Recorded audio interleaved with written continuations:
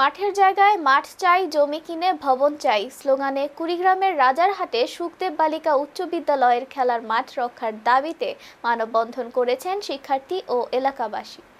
রোববার 23 আগস্ট বিদ্যালয় প্রাঙ্গণে এ মানববন্ধন অনুষ্ঠিত হয়। এ সময় শিক্ষার্থীরা ও এলাকাবাসী জানান, আশপাশের কয়েকটি গ্রামের মানুষ নিয়মিত খেলাধুলা করেন এই স্কুল মাঠে।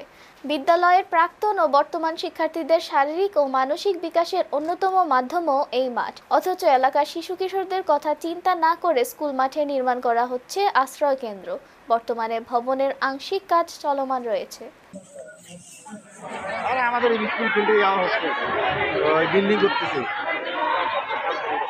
আমাদের স্কুল ফিল্ডে বিল্ডিং হচ্ছে তো সাইকেল সেন্টার, ওই কারণে এই ভবনটি হয় এখান থেকে সরিয়ে নেওয়া হোক, আর না হয় এর একটি সঠিক স্থান নির্ধারণ করে তৈরি করা হোক।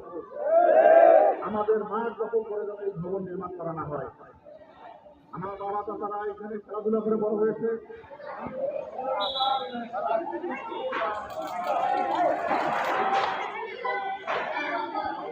অবিলম্বে 24 ঘন্টার মধ্যে এই কাজ স্থগিত রাখতে হবে।